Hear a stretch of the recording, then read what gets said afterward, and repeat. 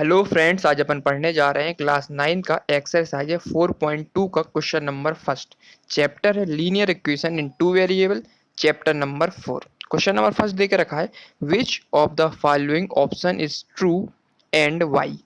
Equation दे के रखी y equal to 3x plus 5 has. पहला इसमें आई यूनिक सॉल्यूशन है, दूसरा दे के रखा ओनली टू सॉल्यूशन है, थर्ड ऑप्शन इसका इनफाइनाइट मैनी सॉल्यूशन है। क्वेश्चन कहना चाह रहा है from which of one of the following option is true. ये तीन ऑप्शन दे के रखे हैं, इनमें से कौन सा ऑप्शन ट्रू है, सच है। वाई, उसका रीजन भी बताना है, और इक्वेशन दे के रखी है y equal to 3x plus 5 दे के रखी है। इक्वेशन उसने दे दी है, उसमें पता करना है कि ये कौन सा सॉल्यूशन है, यूनिक सॉल्यूशन है कि इसमें एक सॉल्यूशन आ रहा है, कि ओनली टू सॉल्यूशन है कि दो सॉल्यूशन निकल रहे हैं, या इनफाइनाइट मैनी सॉल्यूशन है कि बहुत सारे सॉल्यूशन निकल रहे हैं। तो अपन को सबसे पहले क्या, जो इक्वेशन दे के रखी है इसको अपन को क्या करना पड़ेगा, सेटिस्फाई करना पड़ेगा। इक्वेशन क्या दे के रखी है, y equal to 3x plus 5। ठीक है, इसमें अपन क्या करते हैं, अलग अलग वैल्यू पुट करते हैं, किसकी, x और y की वैल्यू पुट करते हैं ना। x की वैल्यू पुट करते हैं तो चेक करते हैं y की वैल्यू क्या निकलेगी। यदि अपन x और यहाँ y ले लेते हैं, यदि x इक्वल टू अपन 0 पुट करते हैं यहाँ इस वाली इक्वेशन में, तो क्या निकलेगा, y इक्वल टू क्या हो जाएगा 3 into x equal to 0 put करेंगे प्लस 5। तो क्या वैल्यू निकलेगी यहाँ पे सॉल्व करने पे, तो 3 इंटू 0 क्या हो जाएगा, 0 हो जाएगा, और प्लस 5 आ जाएगा। तो फाइनली जो y की वैल्यू निकलेगी यहाँ से क्या निकल के आएगी हमारी, 0 प्लस 5 5 निकल के आएगी। यदि अपन x की वैल्यू 0 पुट करते हैं तो y की वैल्यू कितनी मिलती है अपन को, 5 मिलती है।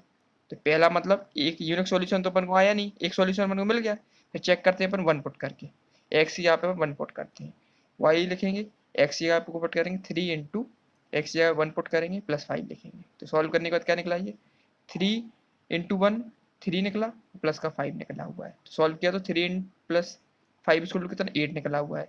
जब भी अपन x की वैल्यू 1 पुट कर रहे हैं तो अपन को y की वैल्यू क्या मिल रही है, यहाँ से 8 मिल रही है।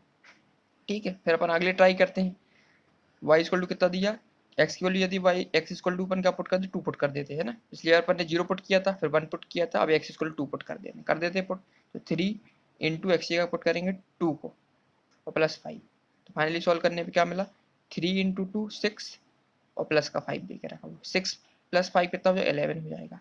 जैसे ही अपन ने x इक्वल टू 2 पुट किया इस इक्वेशन में, तो y की वैल्यू क्या निकल आई, अपनी 11 निकल आई। तो इससे क्लियर हो रहा है अपन को कि जब भी अपन x की वैल्यू कुछ पुट कर रहे हैं तो अपन को y की वैल्यू कुछ ना कुछ वैल्यू मिल रही है। फिर दूसरी बार पुट किया तब भी कुछ वैल्यू मिली, तीसरी बार पुट किया 2 पुट करने में तब भी अपन को वैल्यू मिली। इसका मतलब वैल्यू अपन ये आती जा रही है, मतलब एक सॉल्यूशन है नहीं है, दो सॉल्यूशन नहीं मिले हैं, मतलब इनफाइनाइट नंबर सॉल्यूशन मिले, मतलब सॉल्यूशन मिलते ही जा रहे हैं। आप 3 पुट करेंगे तो और वैल्यू मिल जाएगी, 4 पुट करेंगे तो y की वैल्यू फिर डिफरेंट मिल जाएगी, फिर x जगह पे 5 पुट करेंगे तो y की वैल्यू फिर डिफरेंट मिल जाएगी, है ना। इसका मतलब इस आपको समझ में आ रहा है कि जो भी अपन को सॉल्यूशन मिल रहे हैं वो कैसे मिल रहे हैं, इनफाइनाइट मैनी सॉल्यूशन मिल रहे हैं ना, डिफरेंट डिफरेंट सॉल्यूशन मिल रहे हैं, एक ये मिला, एक ये मिला, एक ये मिला, है ना। फिर पुट करेंगे अपन x जगह पे और कुछ तो डिफरेंट सॉल्यूशन मिलेगा। इसका मतलब सॉल्यूशन मिलते ही जा रहे हैं।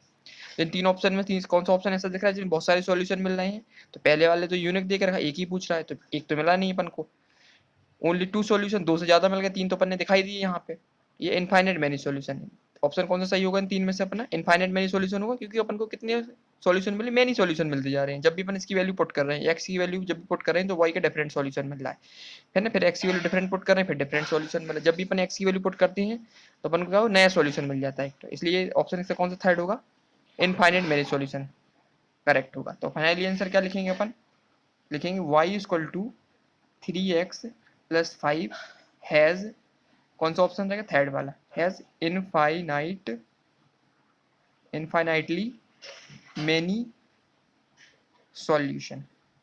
ठीक है, एक तो ये हो गया सही, और साथ साथ में पूछा वाई, इसका रीजन क्या है, तो रीजन लिख देंगे अपन, वाई आप लिखेंगे because, because for every, for every value of x, जब भी अपन एक्स की एवरी वैल्यू कोई भी वैल्यू लेते हैं तो देयर इज अ करस्पॉन्डिंग